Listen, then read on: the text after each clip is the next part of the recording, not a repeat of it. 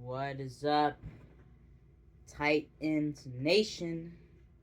As I have waited for this for so long. Got water because I know I'm going to be talking a lot. Got the interview pulled up, ready to go. We are ready for Gus Bradley, defensive coordinator for the Tennessee Titans, and Brian Daboll. That is right. The baby. Dabes, as Robert Saleh calls him, the Brian Daboll, the best offensive coordinator in football. You know, the one who said 6'7" when interviewing with the Giants.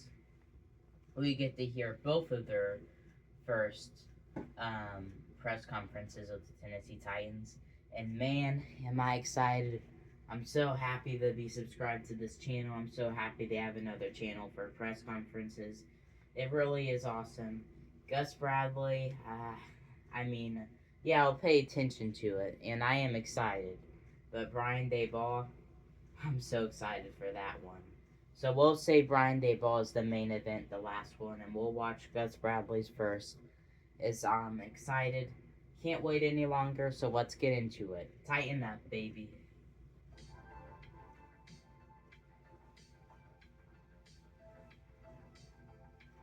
About this opportunity made it attractive to you? What are you looking forward to continue? Well, I mean, I think we all know that relationship. First, do a little background check from Gus Bradley. Gus Bradley was the defensive assistant for the 49ers. He also worked as the defensive coordinator for the Colts, I'm pretty sure. And he worked with the Raiders as the defensive coordinator, too. So Gus Bradley definitely has some defensive coordinator experience. He isn't the best defensive coordinator, however, he's not going to have to handle play calling since Robert Saleh is doing that, so he's more of just a guy to keep the defense in check.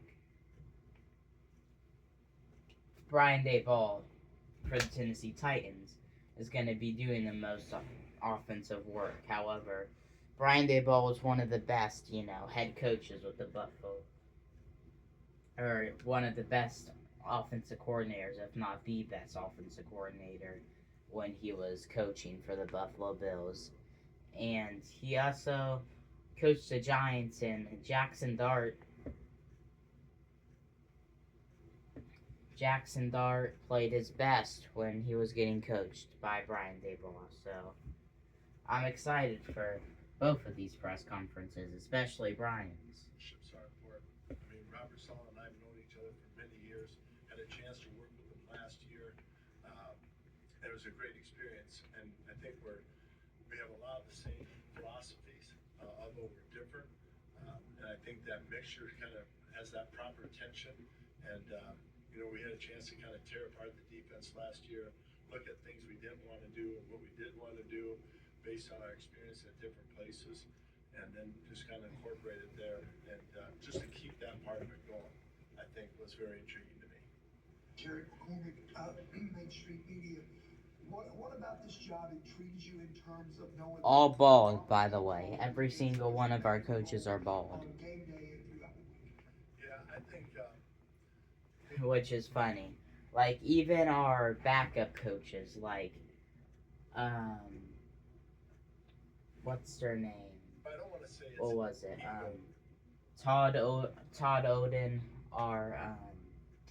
he was our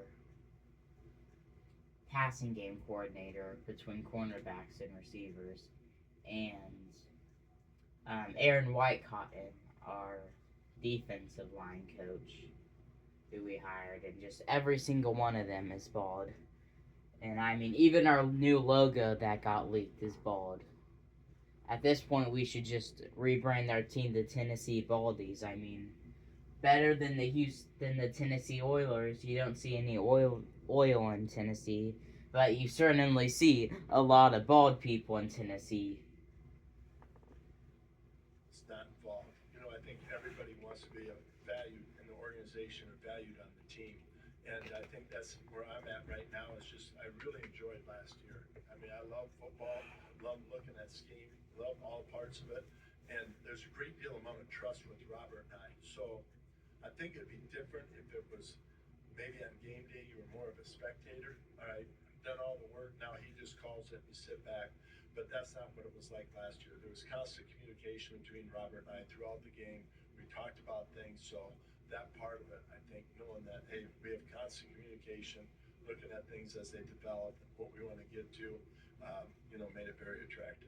Ron Daboll for ESPN. Honestly, that was a great job during that interview, keeping in touch with Robert Saleh, because, sure, Robert Saleh would definitely have our defense under control, but everyone could always use a little help. And honestly, it's just, after that new logo leaked, I can't look at this the same.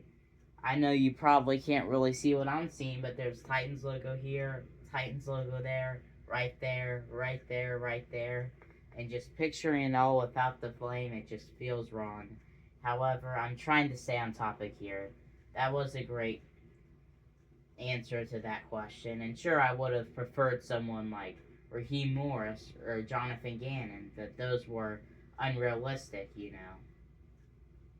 Those were both unrealistic answers to Tennessee because wherever they go, they probably do defensive play calling because they're really good at what they do. Gus Bradley, I'm not picturing him as the best defensive coordinator. However, he's definitely not going to be. He's not going to be like a bottom 10 coordinator, if that makes sense. He's going to be like mediocre to decent. How have you seen him grow just over the years, especially after the experience with Right. I figured that would come up because, here he is. We hired him as a quality control coach back in 2011 in Seattle, and to have him as a quality control coach, and then go to Jacksonville and bring him on as a linebacker coach. And then when I went to the Chargers, he was going to come as the linebacker coach until Kyle Shanahan called, and we talked, and he had a chance to interview there. So, I've seen him, for that first 7, 8 years, in the early, 2011, 12, 13, and that time. Okay, glad he didn't say 6 or 7 years. Yeah, I'm liking the way that he's answering these questions so far. Robert Saleh, these guys probably won't top Robert Saleh. Just by the introduction, you can kind of tell Robert Saleh gives that different energy. However, I'm still getting good vibes from this guy. And then we were part of that constant communication. But I just think that, where he's grown from a linebacker coach to a coordinator, I think his greatest asset is he really does see the big picture. He is a big picture guy. Hey, this is how I see it. He's always trying to stay a step or two ahead of the game. That's what's cool about him. I think he does a great job relating to the players. Great energy, enthusiasm for the game, and I think it rubs off on the players and the coaches. PaulKuharski.com.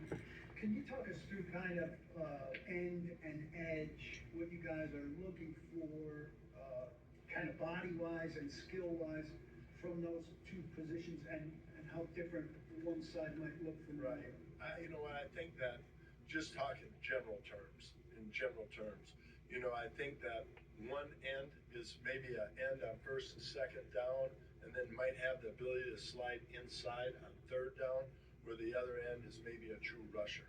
He's on the end, first and second down, and third down as well.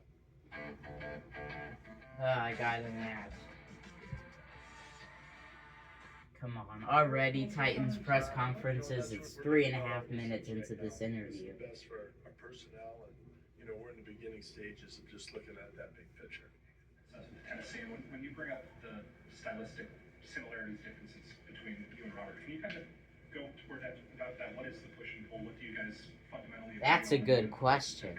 Yeah, I think fundamentally, obviously the system we agree on. I think going about, I'm very, just look at the big picture, I'll tear apart, look at all the little things that go along with it, and say, hey, how does this affect this portion if we do this? Look at, deeper into it. And he provides the big picture. Now, to say that he doesn't look at that part of it, that'd be inaccurate. But I think as we work together, it kind of evolved more towards that. Okay, that was a good question, good answer. I'm not getting those full Robert Saleh vibes from him, but this is still going really well. I can I can kind of see him being like a Denard Wilson guy. Could be a bit better, maybe even a bit worse. But like Denard Wilson, he was our defensive coordinator from the past 2 years. I mean, it wasn't necessarily his fault. A lot of things went bad from Tennessee. However, it was just still really rough for Tennessee with him. But I feel like if you give this guy the right pieces, he will turn out to be better than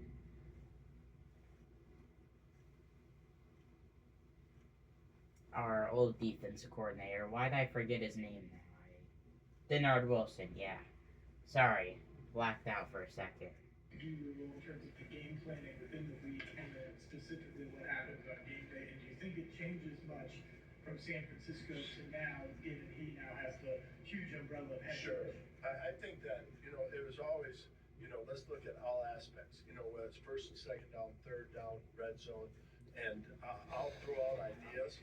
Hey, Gus, what are your thoughts in the red zone? What are your thoughts on third down?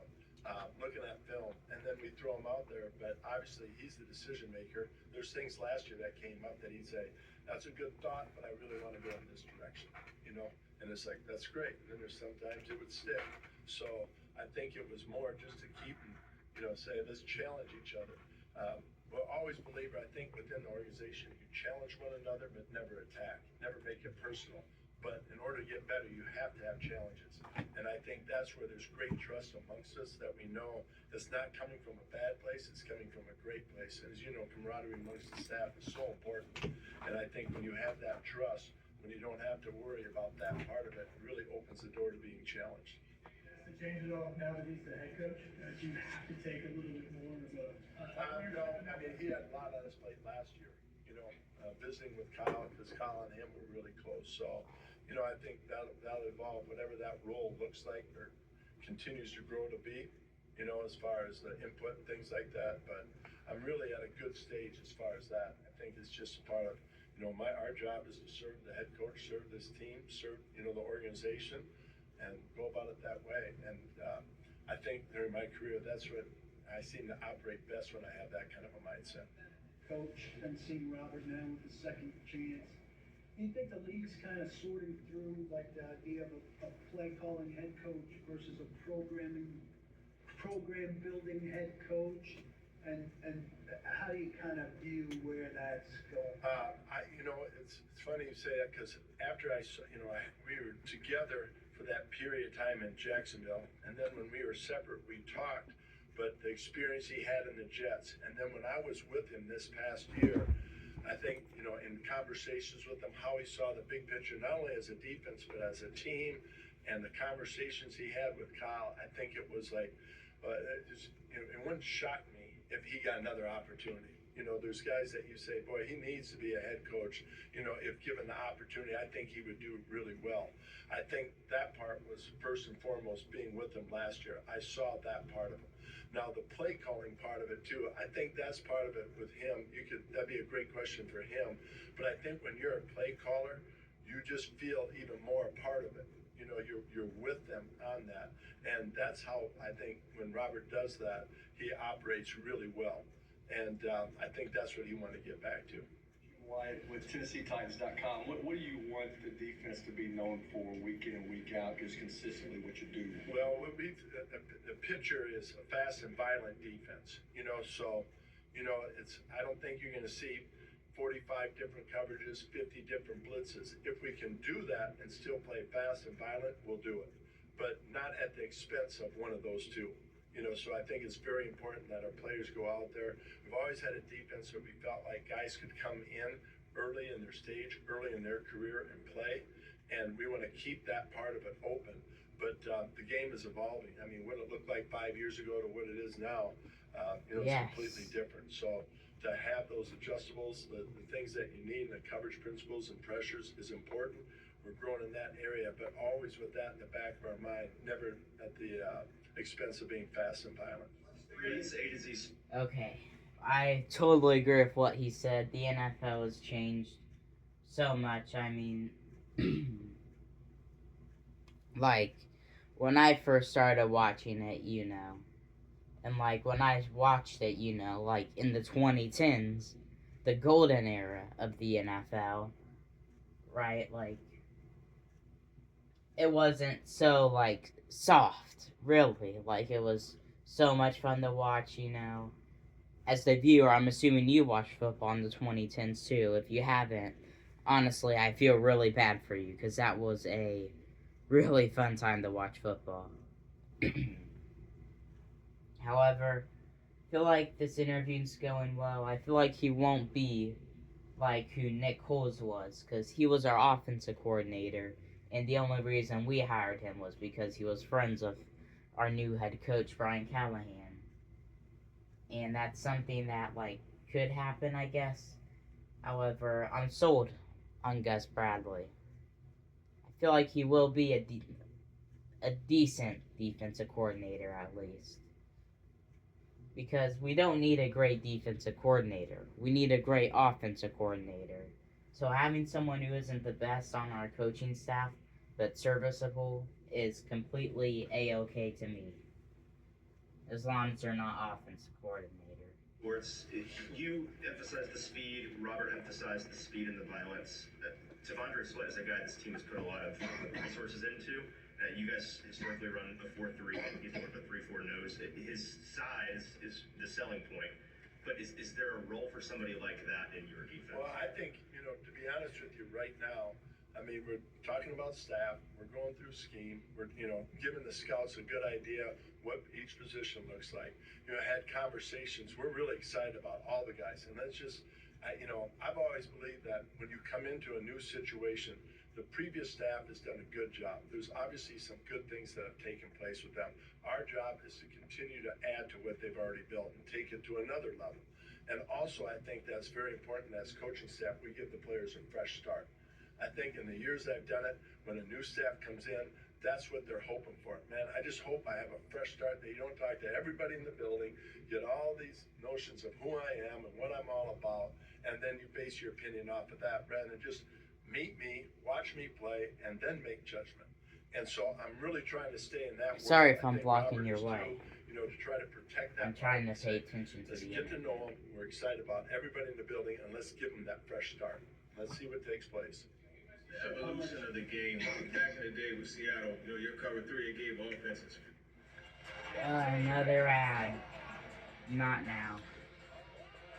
As they adjusted, how have you started to adjust to that adjustment? Well, without getting into too much detail, you're accurate. I think there's, I think even if you look at, people assume, oh, it's just cover 3. Well, that was back then. But as time has gone on, there's more things that have, been added to the package. But I think that's what last year we looked at and said, all right, how do we, what are things we're going to take out of the package and what are we going to add, that will, that'll help us, being more efficient on defense and give us a chance to be successful. Lauren Walsh with WSMV Sports.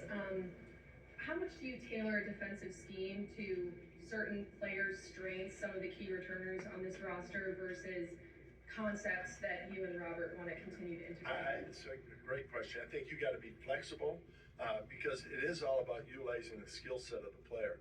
So if you see a player is a really good blitzer, a nickel corner is a really good blitzer, well, I mean, you should have some blitzes for him, if that's what he does well. So we'll take a look at everybody's skill set, see what they do well, and then try to utilize their skill set and along within the scheme. But that's always something that we're going to take a good look at to see what they're good at and what their strengths are, and then put them in those positions. Just from a numbers standpoint, the cornerback position is one of great need on this team. What are you looking for? Yeah, we really need a cornerback.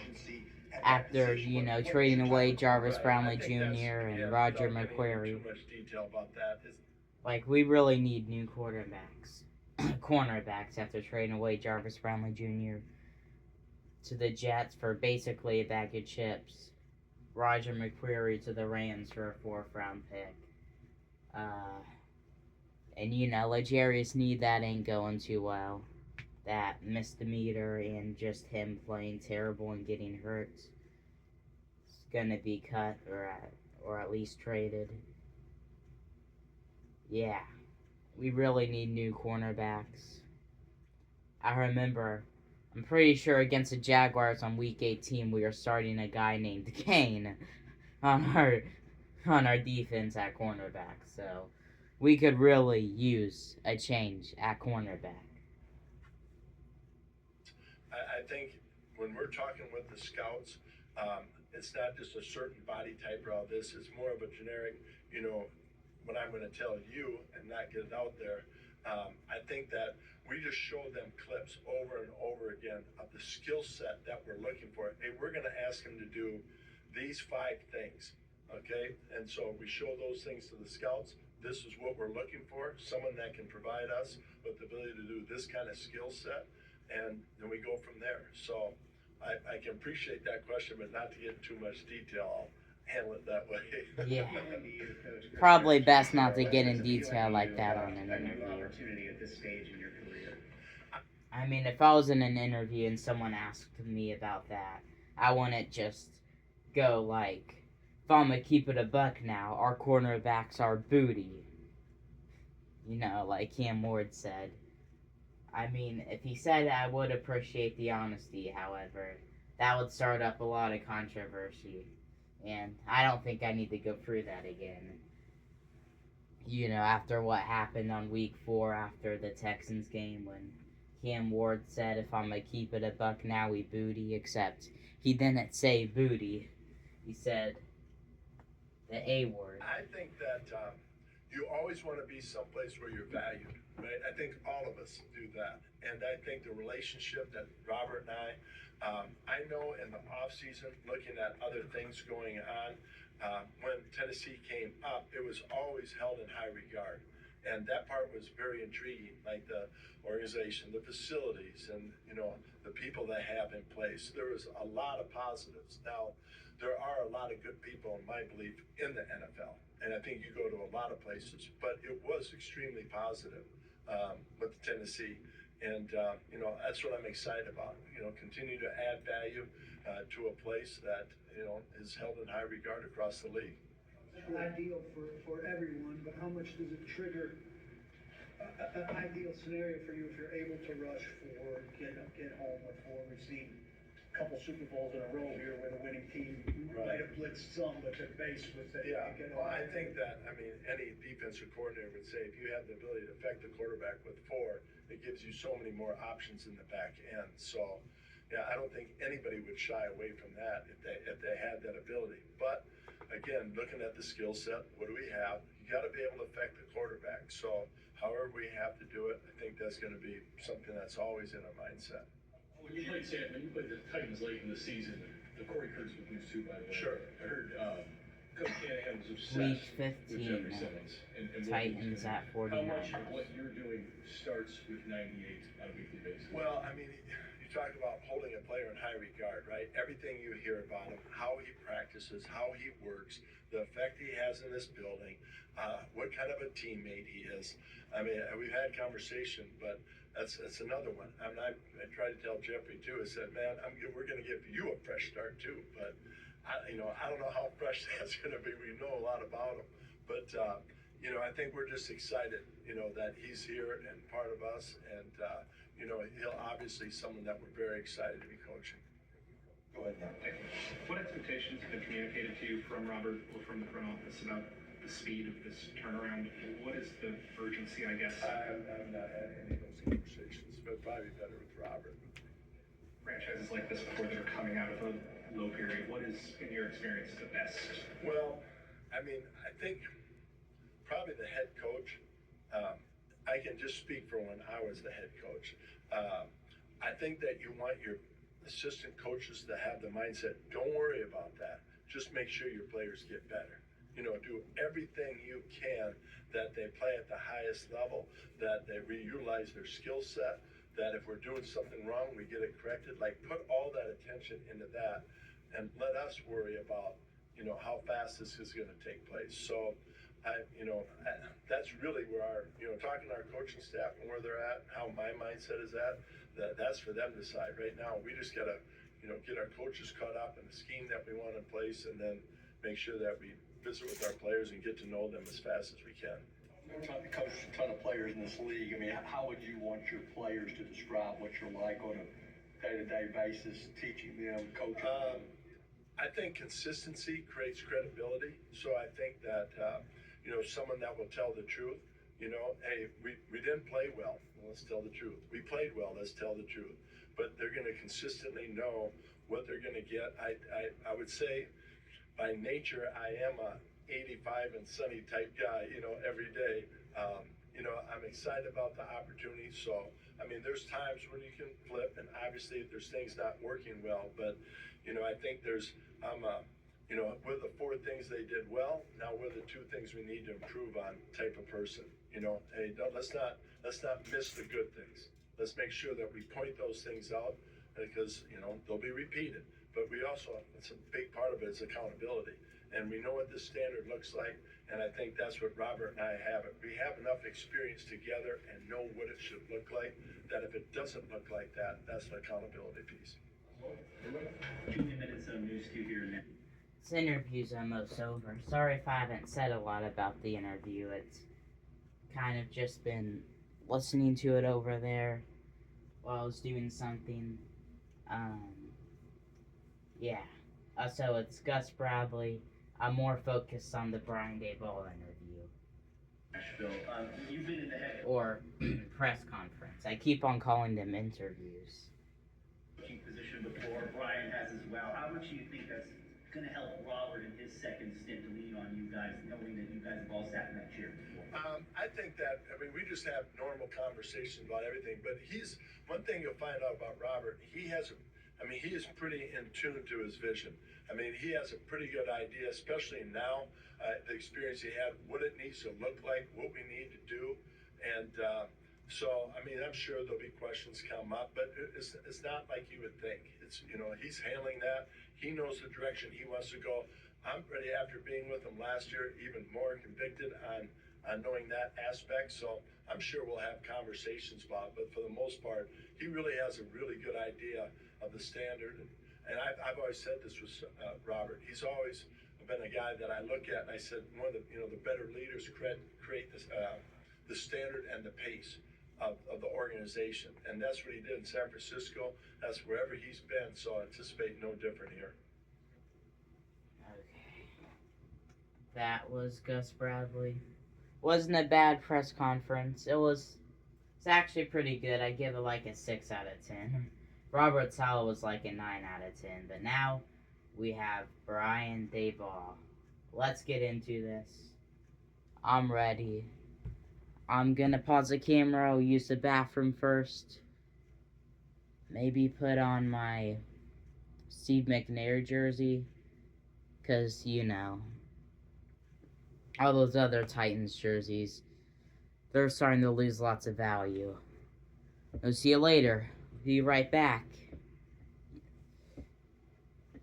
It's about to say you're gonna see future me, but it'd still be past me, because, you're watching this video in the future.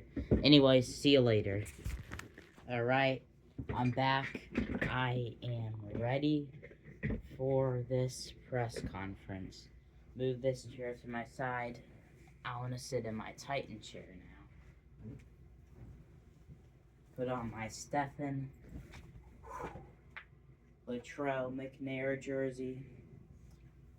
Because our offense will be under the control of this bold man right here, Brian Daboll. I'm so excited. Let's do this. Never know. Brian Daboll might even pull another 6-7 in the press conference. I hope not, but you never know.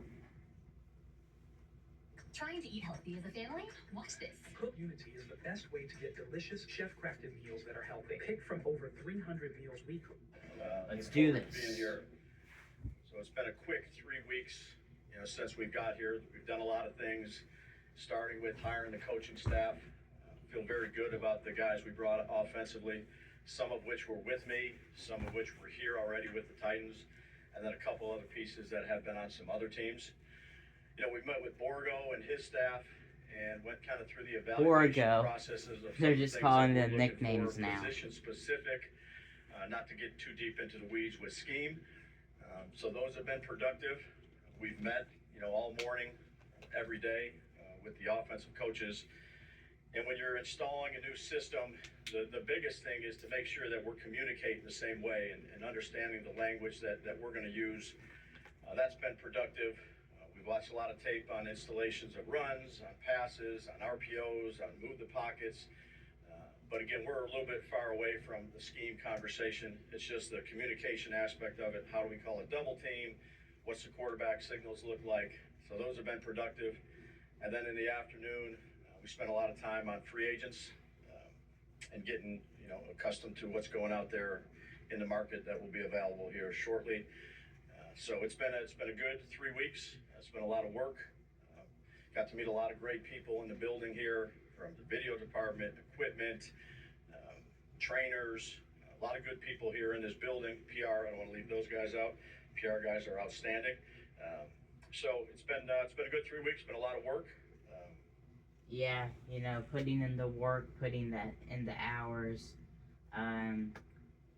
Honestly, I'm really happy Brian Daboll chose Tennessee. He could have been the Eagles offensive coordinator, which no one really wants to be in Philadelphia. He honestly had a shot at being the Raiders coach for a little bit, but Raiders got Clint Kubiak. So yeah, I'm happy he chose Tennessee. He could have gone definitely to some better places. However, he chose Tennessee because he believes in Cameron Anthony Ward. C Boogie autographed jersey right there, even though it's the old Tennessee Titans jersey, so it might lose a little bit of value, but it's still autographed. Definitely gonna still be up there. But yeah. Thank you, Brian Daboll, for choosing Tennessee. That's good. We're staying right next to the facility for right now, so not a lot of drive time. And look forward to being here. Grateful to Coach Sala, to Mike for giving me the opportunity, and look forward to working with you guys. Went into your decision-making process. Yeah, you want to get the first one up. Buck Rising, 104.5. Nice to meet you. Nice to meet you too, Coach. What kind of went into your decision-making process on this specifically, given that you were pretty in demand this offseason? Yeah, I'd just say it felt like the right fit with the right people. Obviously have a relationship with Robert dating back to the New York days. Yeah. But his vision of what he wants to do and how... Because in case you don't know, which if you're watching this video, you probably should, Brian Daboll and Robert Saleh, they are both the head coach of the Jets at one point. And, since both of their teams played for the literal same city in the same town, they were just knowing each other. Feel like I was gonna say something else.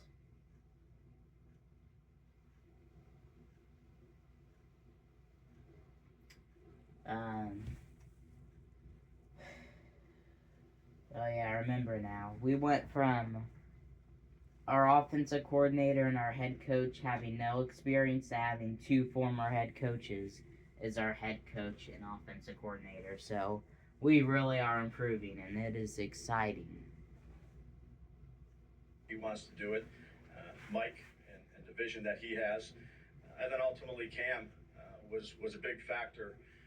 Have a lot of confidence in this young man. I'm sure I'll get asked about the pre-draft process last year, which was about this time. Had a lot of touch points with him, meetings, 30 visits, going down to Miami, dinner with him and his family. So there was a good relationship built up leading up to the draft.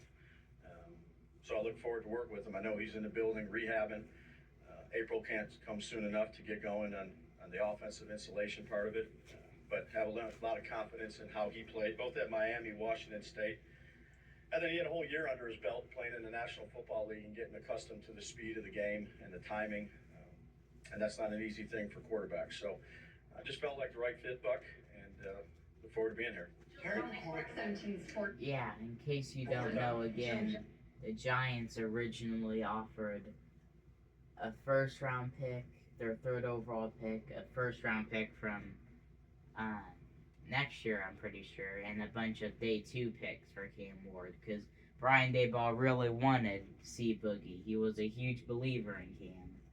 And, well, now he gets to be his offensive coordinator. That's probably really one of, if not the main reason he chose to be in Tennessee. And he will make a great fit in Tennessee.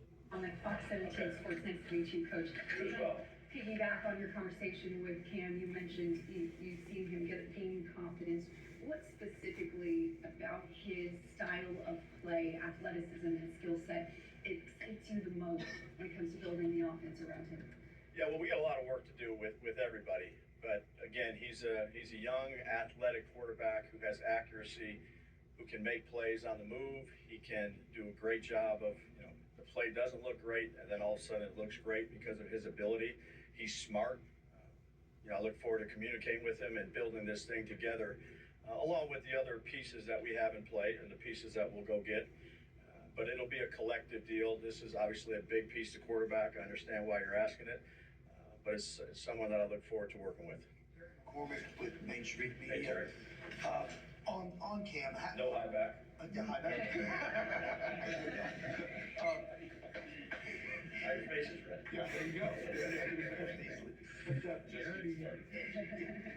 With Cam, when you evaluated him last year, how much of what you Oh my goodness, another ad.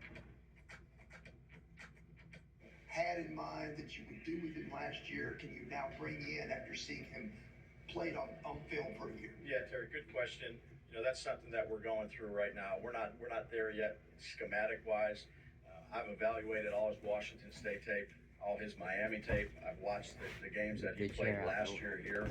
That's going to be a work in progress. It's the end of February. We have some time here, but again, I think he can do a lot of things.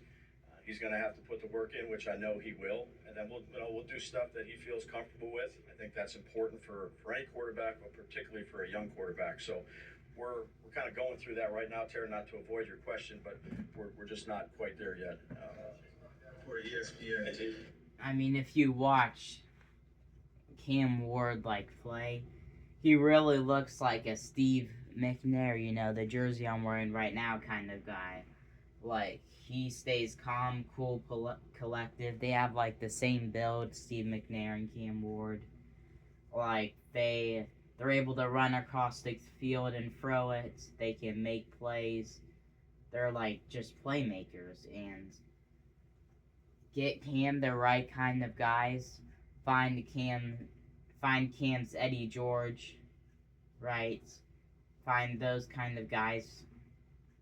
And Cam, not gonna put high expectations up. I'm not gonna say Cam's gonna lead us to a Super Bowl like Steve McNair. No, I can't guarantee that. However, future's looking bright.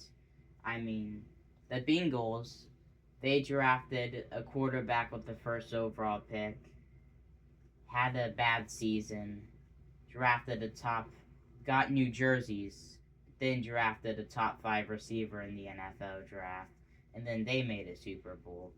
We drafted a quarterback at number 1 overall, changed our jerseys, and we could draft a receiver at top 5 overall in the NFL draft with Carnell Tate. So maybe we're going to do what the Bengals did and make the Super Bowl. That definitely won't happen. It's just a little what-if scenario, I guess. Your impact on Josh Allen, that was one of the more significant changes and upgrades we saw a quarterback make since coming to the league. What were some of the things you could pull from that experience in 2018, 19, 20, et cetera, to this opportunity to work with Cam? Yeah, I think every situation is unique. Again, we've had some young quarterbacks previously with obviously Josh and Jackson at New York, but everybody's different. I don't want to just put him into a particular box.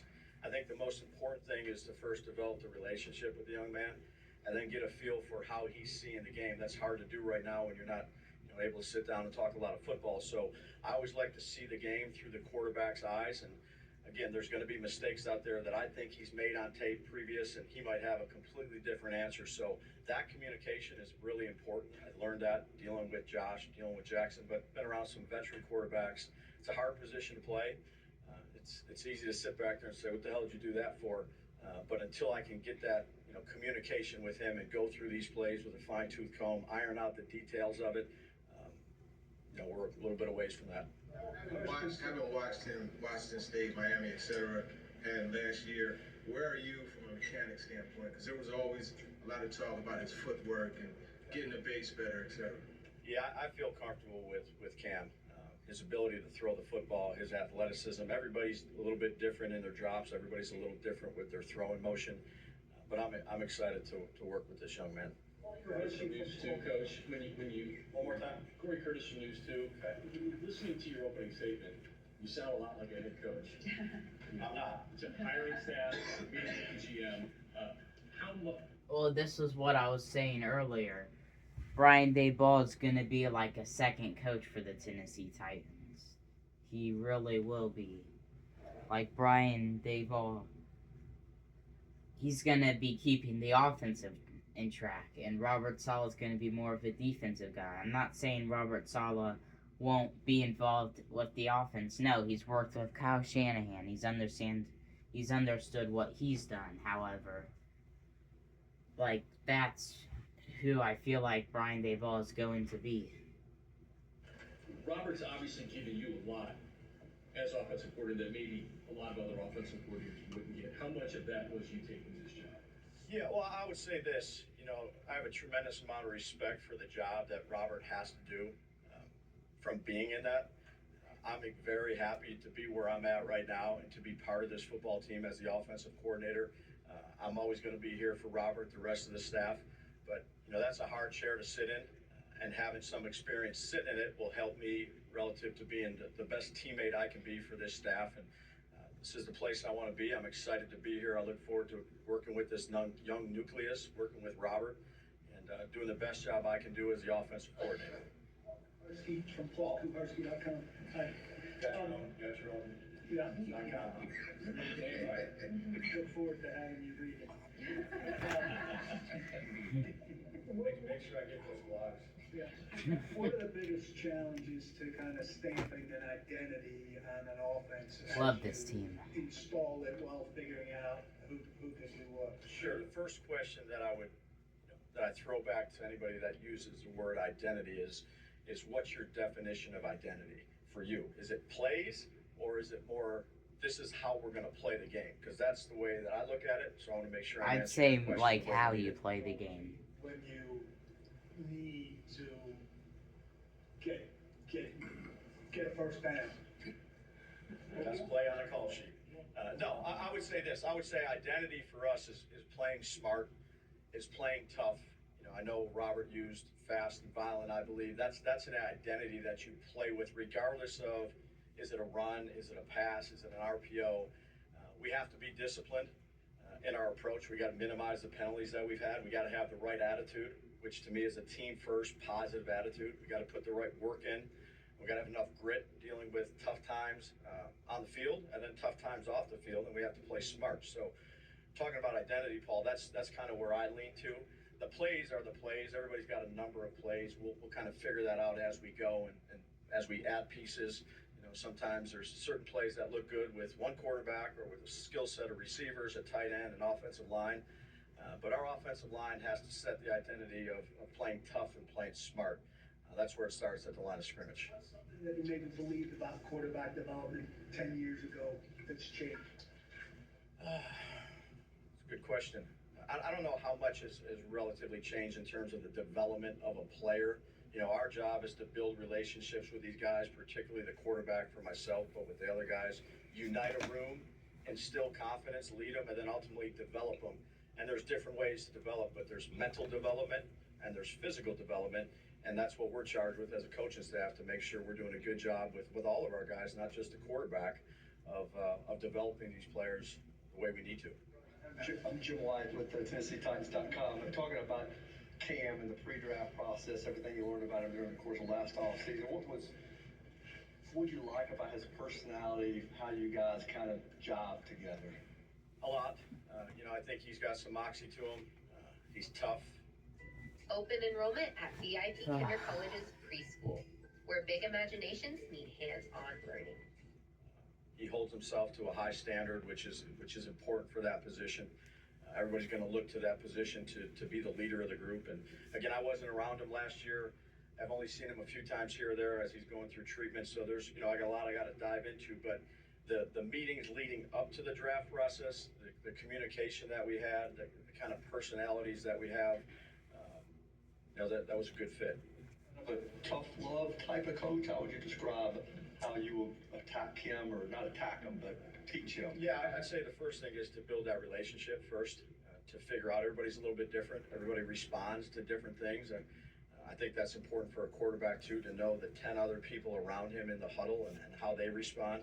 Some people respond to, tough love, like my grandmother gave me growing up. Some people don't respond to that. So that's the challenge of a leadership position, both offensive coordinator and quarterback, to make sure we really know our guys, what makes them tick. And, I think it's well documented. I get pretty heated at times. That's who I am. Steve Laker from UCF, welcome to town. Brian, Robert said in the introductory press conference, one of the things he liked about you is your offense is a little bit different than the norm, what so many teams are running. Without opening up the playbook, can you describe a little bit of your philosophy of what makes your offense a little different? Yeah, I think, look, everybody's got a lot of the same plays in the National Football League. It's how you window dress them. It's the tempo that you want to play with. Again, we're not there quite yet. I mean, he's right. Lots of people have different plays. I mean, I feel like at this point, over half the teams in the NFL have tried doing the tush push. Not to mention other basic plays that you do, like Hail Mary, if you ever get to the end of the game, or a quarterback kneel. Running it up the middle, like Kevin Patullo, Saquon up the middle, Saquon up the middle. Yeah. Lots of people are going to call the same plays over and over again. But it's your job as the offensive coordinator, or head coach if you're play calling for offense, to keep those plays in check. Make sure we're doing new, unique plays along with basic plays that we need to do at certain times.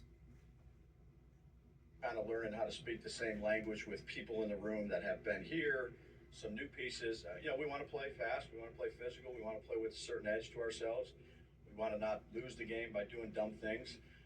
But those are the foundational pieces relative to scheme or motion or no huddle. We have all those things. I think it's dependent upon how the players can handle those things as well too.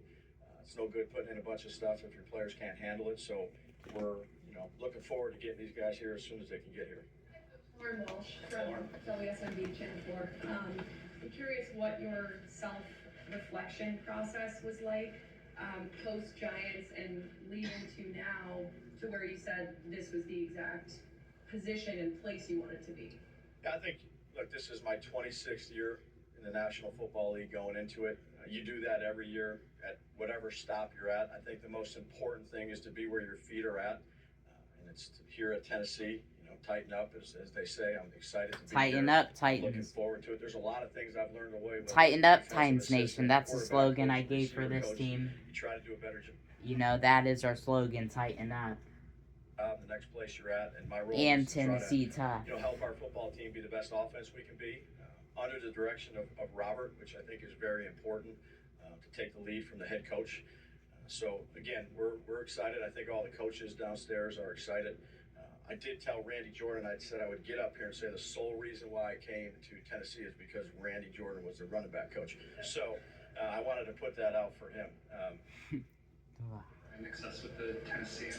When you interviewed for the head coaching job here, what were the areas that you identified as, this is what I would want to fix, this is what I think needs to change? Were there areas like that? Yeah, I'd say thoughtful question. Again, we're beyond that.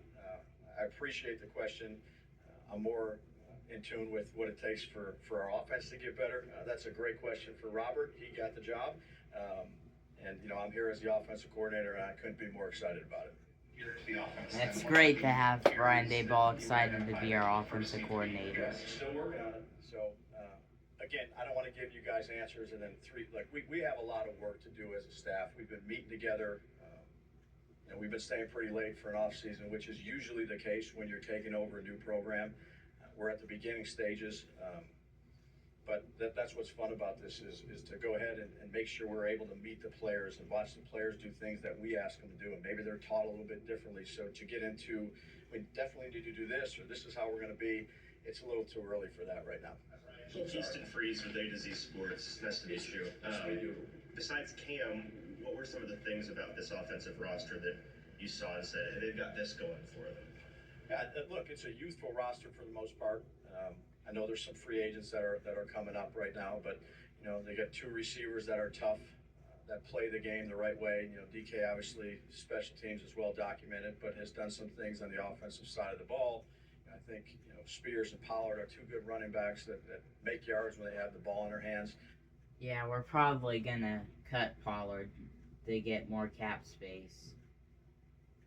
However, I really want us to keep Tajay Spears, man. I have trust in Tajay, my second favorite player in the NFL.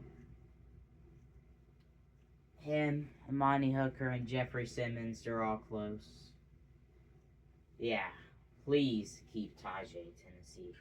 JC, is a big, strong, JC Latham, the guy I got a selfie with. I think he's a good piece there to have. My profile picture to my YouTube channel. So look, there's a number of things right now, but again, to give you an evaluation of every guy, or this is what we're going to do, this is how we're going to be. I like the vision that Saleh had, and I like the vision that Borgo had. And there's a good young quarterback that I felt very good about leading up to the draft. And I think he looked at a lot of good things last year, and look forward to trying to build off of that and maybe incorporate some things that he feels good about. But April can't come soon enough.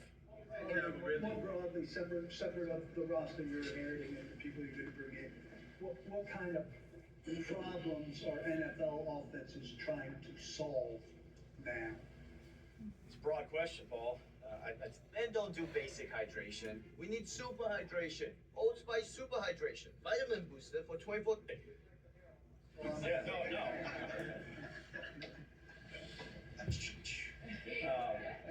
Look, you're to be a good offense, you have to be able to throw the football when the defense knows you're throwing it, and be able to run the ball when they know you need to run it. So all the challenges that come with that, the identification in the pass part of the game, whether it's 2-minute, whether it's third down, when you have to throw the football, the communication element of having everybody on the same page, not just the quarterback and not just the line. It takes 11. And then in the run game, that's something that we talked about this morning as a staff.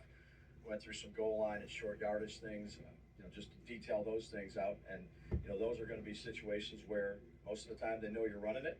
You have to do a good job of staying on the same page. The looks that you're getting now, Paul, it's advanced as it's. I'm trying. You go back and look at 2000 tape, which we have some of that on the computer right now, showing my age. But the vanilla looks that you're getting, it's not always vanilla. There's a lot of disguises, and you have to figure out ways to neutralize that as an offensive staff, and then ultimately, you have to execute it on the field. You had Calvin Ridley at Alabama. What are your thoughts on the possible opportunity? I know you're not doing roster movements and stuff like that, but the possibility of working with him. What are your thoughts on that, and how have you seen him progress from when you had him in college? Yeah, I would say that one, I appreciate the question, T. I'm not going to answer roster questions, but I do know Rid. Have a relationship with Rid. He was great for me at Alabama. He's had a productive. Wow, Brian Daboll and Robert Saleh, they have nicknames for the whole team. Sorry, I was readjusting my Titan piece of paper I got from the Tennessee Titans. That's what Brian Daboll said, Titan app. I was still listening, though. Yeah, about Calvin Ridley, man, I got his jersey. I know you probably can't see that picture, but that's me wearing the Calvin Ridley jersey at Nissan Stadium for the Titans and Rams game. Yeah, it's going to be sad that we're probably going to release him, however. It's what we need. He's getting really old. on with all the money we paid him. It's for the best. Career in the National Football League, and look forward to working with him. Coach Chris Harris at WSFB here in Nashville, well concerned. Thank you. I'm curious, as a play caller who's done it for so long, what excites you most about implementing your system, growing an offense from the ground up, and watching it blossom? Yeah, well, the first thing is the people. So when you come into a new building, the opportunity to meet a variety of new people and gain new insight on ideas. So guys like Luke Stocker, who's been here, I think is a tremendous coach, very, very sharp for the short time that I've been around him. Greg Lewis, who was at Kansas City and Baltimore, and Isaac, who was at Pittsburgh. It's a blend. It's not just, I don't like to say it's my offense, our offense. And until we really get around these players, it's good to get around and talk ball, talk shop, and change a little bit here. This is the way I've done it for the last 20 years. Is there a better way to do it? That's the cool part of this thing when you first get here. Spending a lot of time together with the coaching staff, and then ultimately when the players get in, which is the most fun, is trying to implement that. And you watch it out on the practice field, you put a thing in that you think looks good for those guys, maybe it's not as good, you get input from them. I think that's important, particularly from the quarterback position, and you just hit it from the ground up, and you keep on building. And there's going to be some bumps along the way, but building with the right kind of people, both coaching staff. I know this is about over, however, I've noticed this for a while, that there's always these two, the Genie Waters, one on the right side and one on the left side of the interview, and felt like none of them ever drink the water when they're talking, so it's just there all alone. Maybe they're sponsored by the Genie and that's why it's up there, but I always kind of found that funny. Players, personnel, support staff. I think that's the cool thing about starting out new. There's a lot of work done. There's never enough time in the day in February, and usually you say that in October. But that's the cool thing about it. That's the end. Enjoy 24-hour access at most Planet Fitness clubs. $1 down, $15 a month. Deal ends February 27th.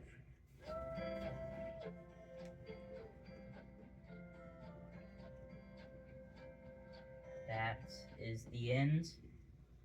If you enjoyed that interview, I gave that Brian Daboll interview about an 8 out of 10. Or press conference. So Robert Sala's was a 9 out of 10. Brian Daboll's was an 8, and Gus Bradley was a solid 6. I'm happy that we have people who can interview, unlike, the owner for the Buffalo Bills, which was like a less than a 1 out of 10 when he gave his interview. Pretty sure that was Buffalo Bills. Maybe it was the Ravens, but it had to be the Bills.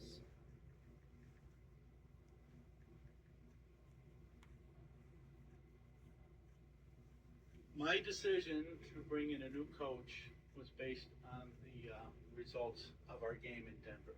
I did not fire a coach based on a bad officiating decision. Yeah, it was the Bills. Had to look it up. That was funny seeing. Anyways, I'll see you all later. Thank you for joining and tuning in on another episode of this Titans Talk podcast. I will see you all later. So, always remember to tighten up, Titans Nation.